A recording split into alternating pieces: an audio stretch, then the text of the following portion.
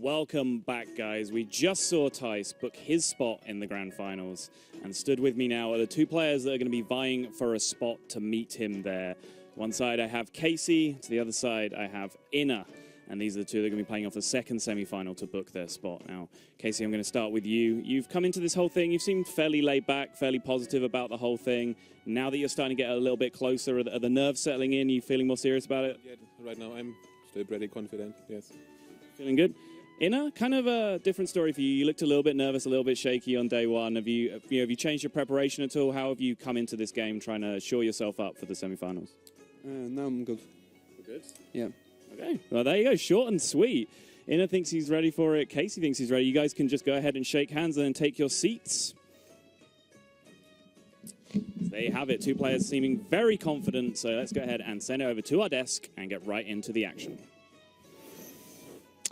I really like how Casie answers interviews just as fast as he plays a game of Hearthstone. Welcome, everybody, to the casting desk. My name is Frodan, and I'm joined by TJ Sanders, and together we're going to bring you guys the second semifinal to see who is going to be placing against Tice in the grand finals. TJ, it's been a wonderful pleasure to get this far into the spring season for Europe.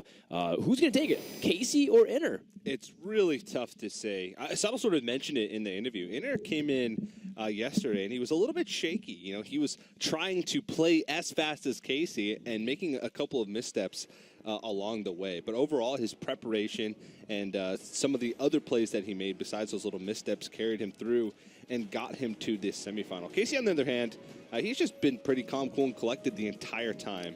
Not changing up his play style at all, not changing up his mindset, just coming in, a happy, confident guy ready to play some Hearthstone. I like it. We're going to go straight into game number one with a Warlock versus Warlock, but not everything is as it seems. Even though the classes are shared, the deck lists are vastly different, as we do have a Reno Warlock from Casie up against a Zoo Warlock from Iner. Now, we do want to point out a couple things about the Reno Warlock. It does have some of those classical things of the handlock that we used to experience. Things like Mountain Giants and Big Game Hunter and the Faceless with the Leroy Jenkins combination attack. But he's also got some interesting tech like an Alex Straza and a Lord Jaraxxus. So it's a little bit greedier. And as such, you might have a little bit more awkward hand when you have to deal with the onslaught of Zoo pressuring you from turn one. Yeah, but you also have more win conditions, I feel. If you can get off an early Alex Straza, with pieces of the combo in hand, and Alex Straza can stick on the board, that can net you some early wins that you wouldn't otherwise get with some of the more standard Reno combo lists. But in the past, the Reno lock had a lot more healing, and nowadays they don't really have much. They have Cult Apothecary sometimes, or during Farseer, but heal bots are gone. Things like that are gone. So nowadays, with Warlocks having so much reload, and with Warlocks having cards like Darkshire Councilman in that early game that are really hard for Reno Warlocks to remove, Zoo Warlock has come back and has made a strong resurgence in this matchup in particular. It's interesting that Iner's taken a very slow approach. I know Zoo Warlocks, they like this matchup a lot of the times, partially because you get to put a lot of pressure on and force Reno Jackson Warlocks to have that one single copy of whatever spell or perfect removal for it is. So if it's Hellfire, for example, they have to have that one copy of it. Of course, if you're Casie and you know the deck list, you most likely would keep it in your opening hand. Yeah. But all things considered, it's interesting that he's so concerned with the coins. Turn 4, and that's the first instance that we've seen him use it. Yeah, very true. And now he's going to get a really big board state. He had the opportunity to use that on the Darkshire Councilman to buff it up and to preserve the Voidwalker on the board. But it's really not much of a point to that because, one, it would bring the Darkshire Councilman into the range of those AoEs that you just mentioned, which he's very wary of. And two, just the damage alone from the Darkshire Councilman will ramp up a lot further than that in the next coming turns. Yeah, I think a better way to frame that is you're trading off 3 health on your Darkshire Councilman to preserve 1 damage on the board, and that doesn't seem like a really good trade if you want to keep on this pressure.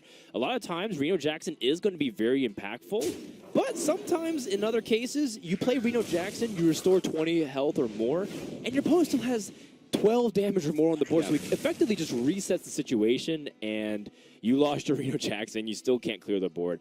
Casie does have access to some really powerful cards, such as Twisting Nether, or in some cases, like the Siphon Soul to remove a big target. But, I mean, the power is spread across multiple targets, so that's where Iner's kind of put the pressure on. And this is why a lot of people do consider the Zoo Warlock to be even favored against the Reno Warlock, because they're not going to always have the right answers at the right time. Yeah, very true. And we can tell that Casie just has not drawn into any of that AoE besides the Twisting Nether. And Twisting Nether is still 2 turns away. He doesn't even have 2 turns to work with. From what we can tell. Of course, he does have the Reno Jackson, so that sort of makes up for the lack of AoE in the early game. But you mentioned the point, and we even saw it yesterday in, I think, a Hunter matchup. I can't remember the exact game, but someone used Reno Jackson, and a Hunter had 18 damage being represented on board. They brought them sub 10 health the turn after Reno Jackson was played, so it was pretty nuts. Yep, time to start that petition to when Reno Jackson's played, you gain 30 armor as well. A truce!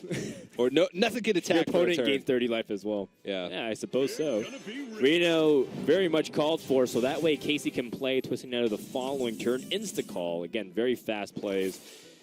A lot of damage, though. And Iner does also draw the Sea Giant. Very powerful card, but once again, he is very well aware that turn 8 is the Twisting Nether turn.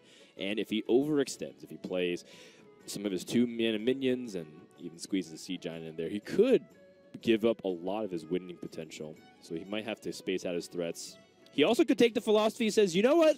Throw caution to the wind. If you have it, you have it. Yeah. And it looks like that's actually going to be the line of play. Yeah, well, I like the trades here. Once you see Reno played in this matchup, as a Zork player, you can sort of play the game a little more grindy because you know that they're not really going to heal up. They're going to play smaller minions. You can really make favorable trades on the board and leave yourself with a board that's hard for AoE to fully remove. And eventually you're going to whittle away your opponent as long as you don't aggressively tap too much, and as long as you don't too much extend onto the board, you should be in a good position. Leroy Jackson, Soulfire, that's 10 damage from the hand. If you combine it with the Beast of Sergeant, that is 12. Very explosive. Zoo used to be one of the decks where you didn't expect that from. I mean, they did sometimes run an occasional Charger. I remember Strife Crow tried to play very aggressive with Zoo. Yeah. He'd play Arcane Golems. Yeah, that's one example. Some people try to outfit it. But these days, when you have Power Overwhelmings, Dark Peddlers, Abusive Sergeants, and Soulfires, I've seen Leroy hands do upwards of 20+ damage, which doesn't seem characteristic of the deck. You seem to be building the board more often. But, I mean, that's what makes this deck so explosive. It still has a lot of those board control mechanics with trading up and giving each other buffs. But you also could just end the game if you're not careful. And Casie still does not have access to a second form of area of effect cards, such as Demon Wrath or Hellfire. Yeah, Demon Wrath wouldn't even fully remove this board because of the Flame Man ban. Iner actually was about to snap call, play Knife Juggler plus Forbidden Ritual in the last turn, but he stopped himself when he played that Knife Juggler. This might be a change for him today. And he realized, you know what, if I load the board up with these small minions and my board gets AoE'd with something like a Hellfire, I can reload with Forbidden Ritual and have a powerful board even after that. So he stopped himself, realized that this was the better line to play, and I really like this change from Iner today. All right, and they're just counting damage. I think he should have it, though, because he's got the ability to fit Leroy into the Direwolf Alpha, so that should wrap up, I believe, the first game, assuming that Iner doesn't mess this up. And with that, he's got so much damage here. But, yeah, Leroy for 7, Soulfires for 4. So the juggle, to the face anyways, just in case. Yeah, just in case he didn't get it. One more for safety. I don't mind that. And that's going to wrap up the first game, but it's not exactly an unexpected result. The Zoo Warlock is so good at pressuring, and having that finisher puts Iner in a Game 1 lead. Yeah. And don't blink, because both these players play incredibly quickly. This series could be over about as fast as one of the games that we had in the last series with Tyson and Loyan. Yeah. Get some eye drops, though, because you definitely do want to at least rest. This is a marathon. It's definitely not a sprint. It's a best of 7, so we could go the distance if yesterday was any indication of how Iner series do end up going. Game number 2 is about to start, but we also want to take an opportunity to get to know Casie, a better player and a better person. Take a look at this segment as we get ready for game number 2.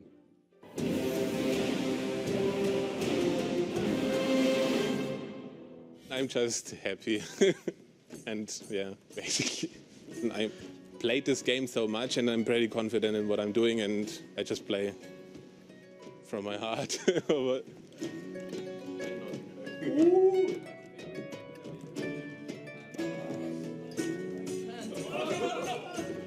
Even out of Hearthstone, I usually follow this rule that I only do things that I enjoy. If I don't enjoy it, I'm not going to be happy with myself or do well in it.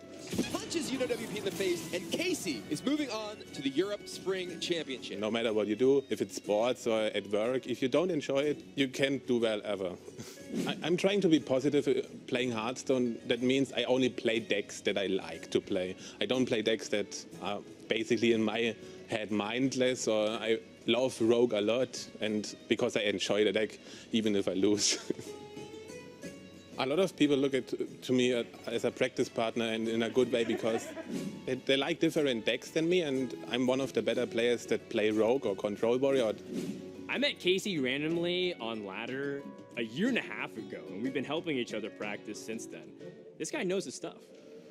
I like helping other people and see them improve, and especially my friend that I helped nearly getting to top 8 as well, but I sadly kicked him out. It's really good to see them do as well as me, because we practice together. But I'm not nervous. I'm excited to actually show what I can and hopefully win. If I would win this tournament or go far or even go to BlizzCon, it would start a base on to stream. I don't want to stream as a clown or make fun of myself. That's not the kind of stream I want to do. I want to show others how to improve and have a positive mindset at starting the game and maybe get good at it. Or get really good at it.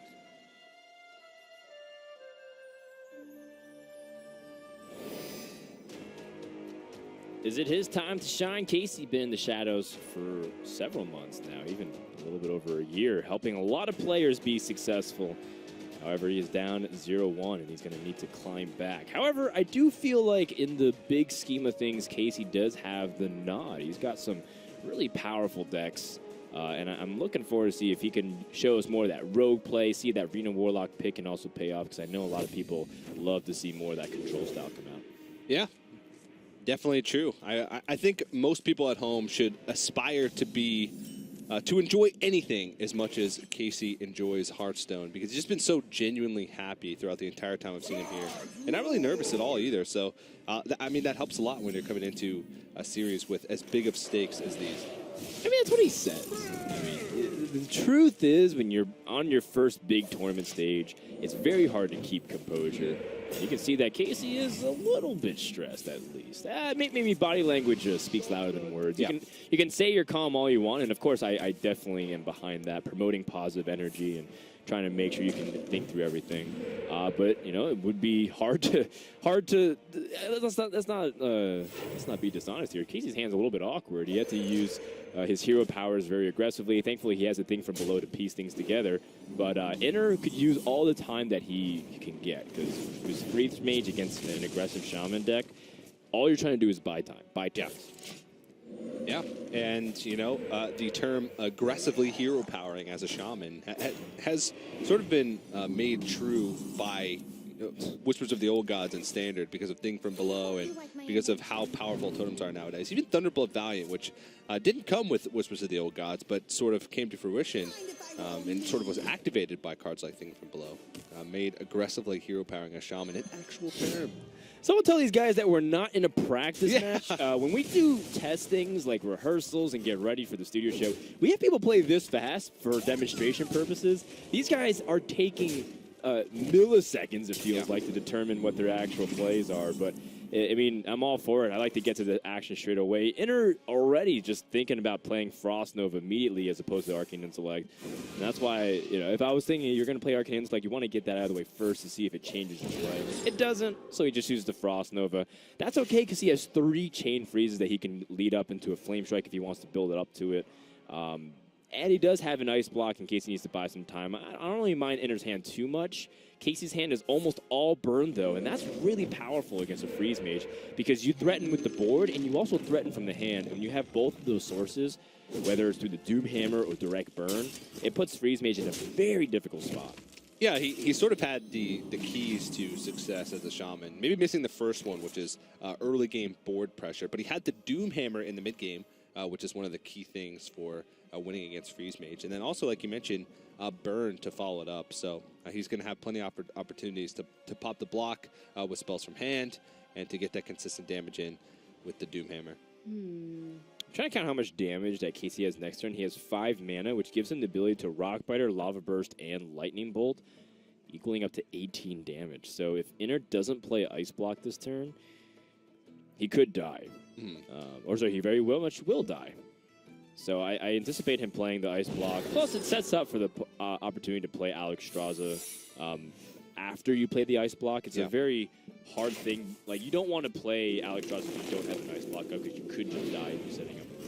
Yeah, but Casie just going to go ahead and pop the block anyway with these spells. He still has a Lava Burst from hand. He still has Doom Hammer. So basically what Iner has to do next turn is play an Ice Block, deal with the board by freezing it, freeze the face as well, and worry about trying to gain himself some health in the following turns, which he does have Alexstrasza. And doing all those things in the same turn is nearly impossible. And he's going to use this Novice Engineer, realizing that he needs to find something quickly. But I don't think there's a way for him to survive through this. Yeah, this is why it's one of the toughest matchups for Freeze Mage in the game, and that is going to wrap up game number 2 extremely quickly, almost as fast as you can count to 3.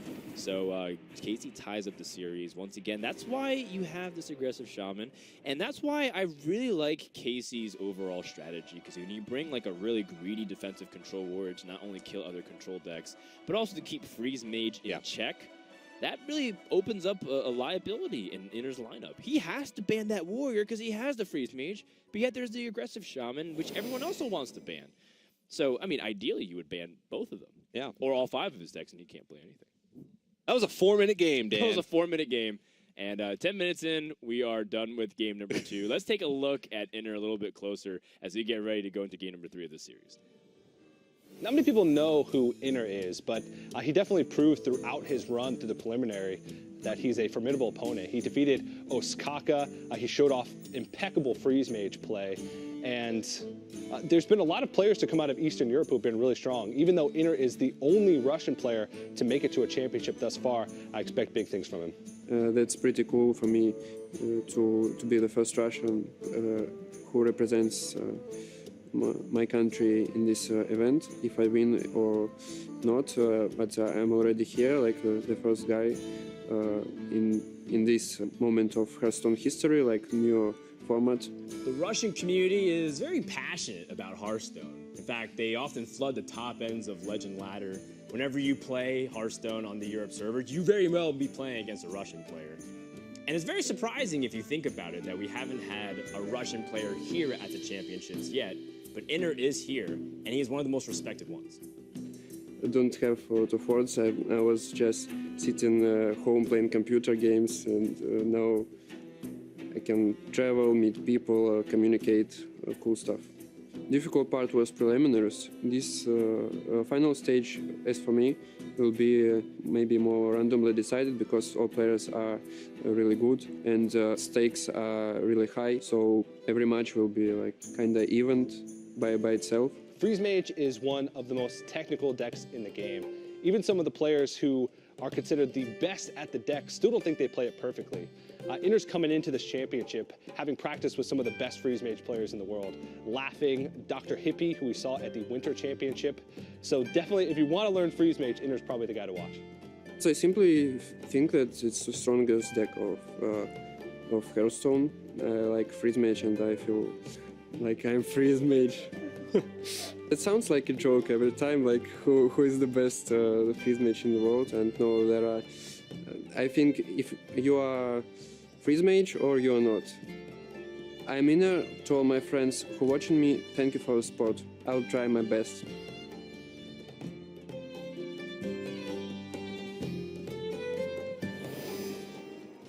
That is pretty much the quote of the tournament for me. You're either Freeze Mage or you're not. Yeah. It's, I'm not Freeze Mage, TJ. Me I neither. have a confession. Yeah, I do trust those two handsome gentlemen in that video talking about Iner and Freeze Mage, though. The guy with the intro, with that dad bod. Can't really turn that down. He knows what he's talking about. He knows his stuff.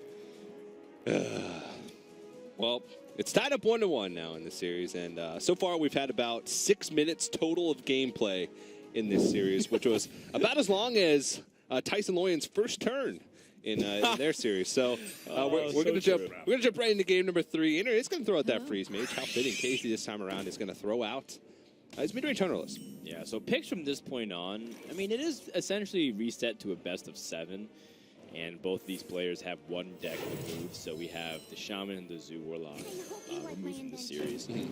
And now Freeze Mage, how is it introduced against this remaining lineup with Hunter, Rogue, and the Reno Jackson Warlock? And I think Casey's absolutely right. If Iner is likely to stay on the Freeze Mage, he needs to go Hunter because that's his best shot to grab a lead in this series. Yeah.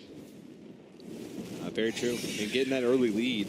It doesn't mean as much in a best of 7 because the series is really long. We saw it last match with Tyson Loyan where Tyson took a 3-0 lead, but eventually Loyan started to fight back in that series because of the way the decks line up and because of the way it's harder to counter a single deck list with a Conquest lineup in best of 7.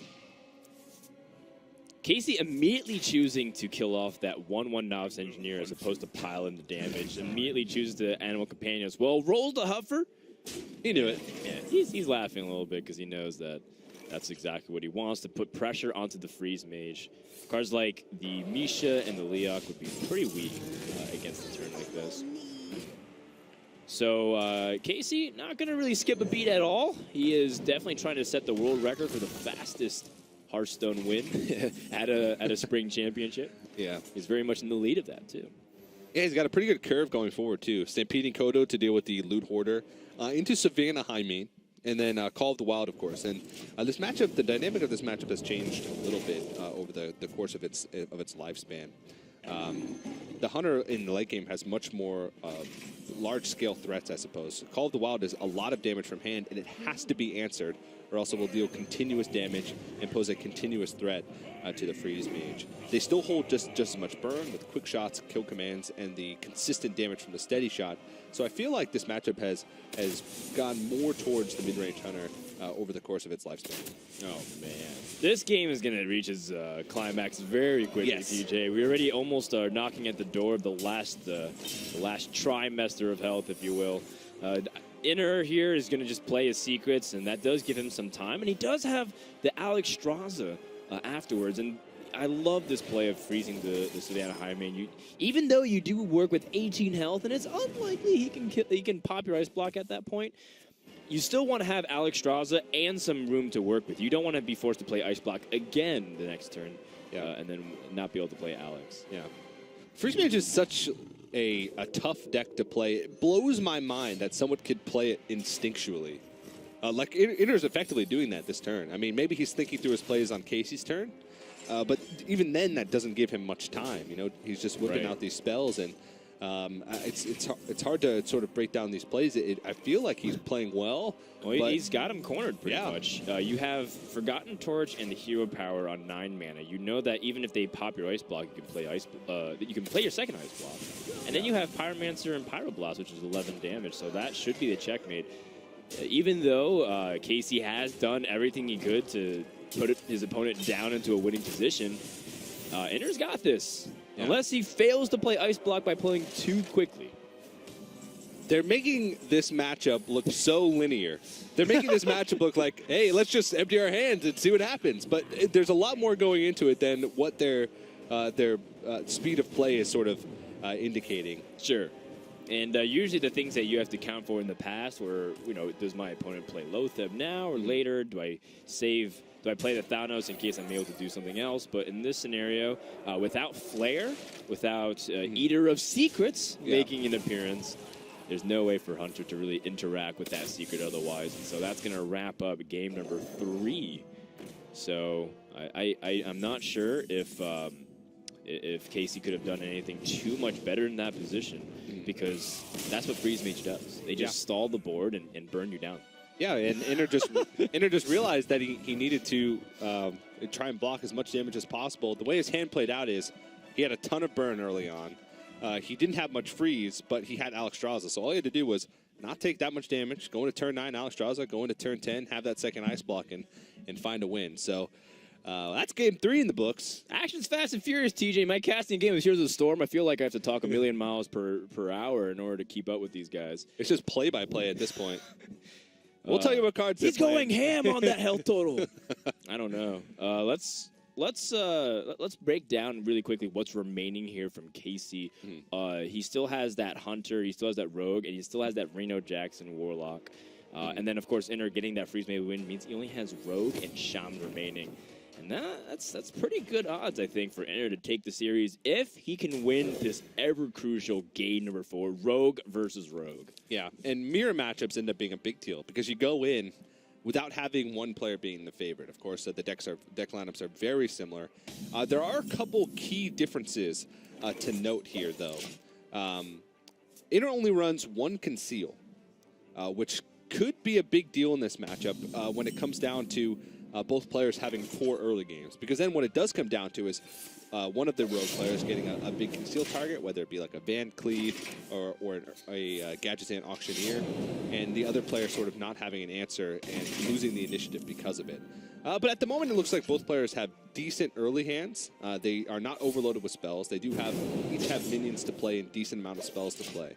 So it might not get to that point, but that is a key difference to note with these two players' deck lists. Yeah, having 1 Conceal means Iner has more consistent plays. For example, if he had that instead of the Shiv, he had the Conceal, then he would have been stuck in a position of not being able to play in turn. Maybe, you would probably not play Edwin as a 2-mana minion. Yeah. And so Iner is, as a result, able to dig a little bit deeper into his deck, and that already shows what the difference is already starting to become. Yeah. Casie does have the Gadgetzan. He does have that Conceal with the coin, so that's very powerful on turn 6 to push out. Not to mention, he also can set up a 3 good Van Cleave next turn with the Backstab Shiv Van Cleave, setting up a 6/6 and threatening to lower his opponent's life total. It is very relevant, the amount of life your opponent has, because sometimes just even the fact that you're whittling your opponent down, the Gadgetzan's not even relevant. Yeah. They're just at 20 life, so you just play like Leroy and Conceal, and then they can't really answer it, and you win the game. Exactly. And a lot of times that's what the game comes down to. In yesterday's matchup, Casie actually took a win, I believe it against a mid-range Hunter deck, because his hand was full of spells. The only minion he had was a Tomb Pillager. He threw it on the board. He used every single one of the spells in his hand to buff it up as big as he could, concealed it, and just hoped that his opponent didn't have a way to deal with it. And in this matchup, Rogues just don't have a way to deal with a concealed anything. Yeah, they don't. I don't really think, I'm looking at Iner's list right here. I don't see anything that's able to hit it outside of, like you said, this spell power fan of knives. So, yeah. Well, now there's a Conceal Gadgetzan. Iner just going to have to move on, He does have Leroy in the hand with Eviscerate, which means he does have aggressive options. If he pushes 6 damage to his opponent, or uses Eviscerate here just to generate that 1-mana token, I guess he's going to use Farseer to either heal himself or heal a minion, depending on how the situation goes. Don't mind it. Would love to see him attack with a dagger as well. Putting him with that 14, which is just, a little bit uncomfortable for Casie. Yeah, this could sort of give up your game plan if you're Iner, but at the same time, it also makes Casie a bit uncomfortable because you just threw a spell at his face and built up your board. What it also does is make sure that you're mana efficient. Maybe next turn you draw into an Eviscerate, and you wouldn't have been able to play Leroy Jenkins Eviscerate, so you're freeing up that mana and getting the attack into the dagger, like you said, just efficient use of damage. So this is going to be close. I think Casie can clear the board here, but he hasn't put any pressure on Iner so far this game. Yeah, I like the choice from Casie not to get too greedy by attaching Cold Blood to Gadgetzan using his own health total. He is at 14, so he knows that one way he can lose his matchup is effectively to get cheesed out by... Yeah. No, not even necessarily worry about Gadgetzan. Like we said, the Leroy Jenkins coming out and whooping him. So Iner going to retaliate with his own Gadgetzan Auctioneer. Once again, these guys are going at a breakneck pace here. Ooh, Iner introduced with an interesting crossroads. And finally, the first pit stop of this thrilling series back and forth. Iner has a couple of choices on how to use the preparation Deadly Poison here. Yeah, I think he wanted to try and get a dagger hit in with a 1-damage dagger and then re-dagger up in Deadly Poison. But now he's faced a decision. Gadgetzan Auctioneer changed that. Now he's faced the decision, do I prep and risk not drawing into a spell, but only having 1 draw to do it? And he doesn't pick one up, so now he's going to have to use that Deadly Poison. Oh man, he got the he's got the cold blood, which means that Leroy is a possibility to kill him next turn. However, I don't know, man. I don't know if you want to fist bump after you top deck because guys like Casie and Iner, they can actually see each other across the board. So, are you indicating that you drew your win condition? Now Casie might be like, oh, he has to have something like Leroy. Yeah. I'd be really scared if I was Casie because he needs to draw some health. He can heal out of range with a Farseer. I don't think he can kill him though, because he doesn't have like Leroy in his hand already, and he only has 1 cold blood.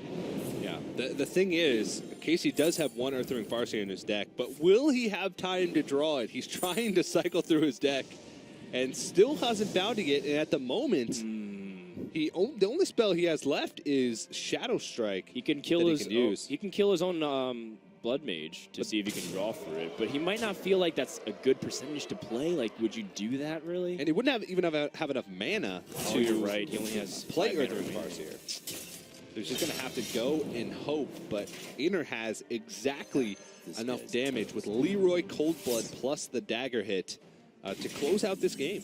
So that's going to wrap up this game, and of course, Iner takes a 3-1 lead. And that ability to just flip the switch, Casie conceding before the final hit has been delivered. So, yeah, getting in those APM tactics. But more importantly, I feel like that is a sign of stress to a degree. Yeah. Usually, if the game is going that fast, you don't really have to worry about it because you just kind of let it go. And I do think maybe the wheels are coming off a little bit. A 3-1 deficit is really hard to overcome. Because now you have to beat his Shaman deck, to beat his Warrior deck 3 times. And that's going to be really difficult. Yeah, it really is. And, we can, talk about these players playing fast so much, but the reality is they've probably not only played these matchups over and over again, they've played this specific match through their mind over the course of since they won their quarterfinals yesterday so many times. So this might be a sign of these guys, their preparation. It might be a sign of, well, we've played through these scenarios so many times. Let's just play it out and hope that our preparation got the job done. But yeah, Iner's last deck, like you mentioned, is the Warrior. It is a Tempo Warrior, which its weaknesses can be exploited a bit, but having to beat any deck 3 times in a row is really tough. Yeah, it's true. Hearthstone is very much mental. It's very little physical interaction, but there's a lot of strategies and a lot of battles of wits. I mean, I play TJ mentally in Hearthstone all the time. I'm actually playing him right now, and I just 4-0'd him.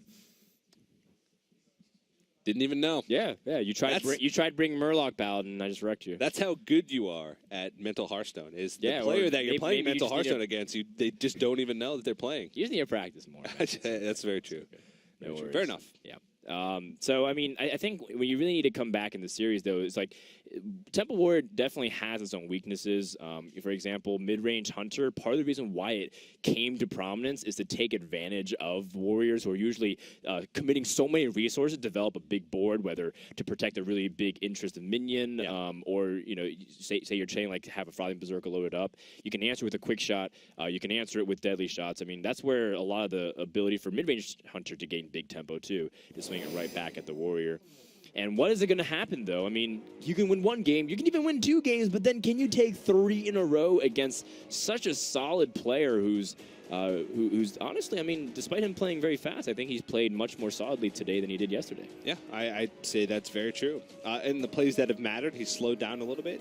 He's made sure that he's made the right play in that last rogue turn, for example, and also in the first game with the Zoo Warlock, where he slowed down, didn't just play the Forbidden Ritual and instead held on to it in case of AoE. And I really like his chances now moving into this last match, especially considering the score. But Casie is going to throw the Reno Warlock in hopes of defeating the Temple Warrior from Iner. All right, Fiery War Axe, not exactly the most useful thing to have against a Reno Warlock. They have very few targets you want to target. In the past, cards like Zombie Chow and really annoying things like Dark Peddler, you can usually have Fiery War Axe targeted, but there's just less of that nowadays, especially because Casey's running such a greedy list. Remember, he's playing Alexstrasza and Lord Jaraxxus and Ragnaros the Fire Lord and a Mountain Giant, so he's got like some pretty heavy-hitting cards, which does fill out the top end of his mana curve. Yeah. And a lot of times that means for a clunky early hand. But at the moment, Casey's early hand is decent. He's got some minions to play early. Most notably, Acidic Swamp Ooze to get rid of one of the weapons. And Earthen Ring Farseer as well, just as a body on the board. And to keep yourself healthy to buy time for those big swing turns later on in the game. Yeah, definitely. So Iner doesn't have ability to put too much pressure on now that his Bloodhood Brave has been silenced, but he can still draw cards with Ravaging Ghoul and his Battle Rage like in hand. So first, I like this a lot. Lower your health as well so that you get within range to draw off a Battle Rage. Yeah. Feels like a pretty good option here from Iner. Casie does have that Acidic Swamp Ooze, and not many warriors have too many ways to have strong weapons now that Death Spite's been cycled out, but there still is that ever-looming threat of Malkorok getting things like Doomhammer, getting things like Gladiator's Longbow or Gorehowl. Yeah. Or Curseblade. Always got to keep the Curseblade in mind. For every Curseblade, there's a Doomhammer and a Gorehowl and an Arcanite Reaper and everything else. And a True Silver Champion. Like, these are all amazing weapons. And a Perdition's Blade. Yeah, Perdition's Blade's kind of lackluster, as well as Argent Lance and a few other things, too. But, realistically, you do, on average, roll a pretty decent card to have value on. Not to mention the 6/5 body, if Savannah High Main's any indication, that is very good. Yes, it is. 4 cards off of this Battle Rage, potentially for Iner. Goodness. That's 5 cards if he wants to. Yeah. I'm actually... Oh, okay. So he doesn't want to have the 3/3 take excessive damage here. You can use the Armor Smith instead.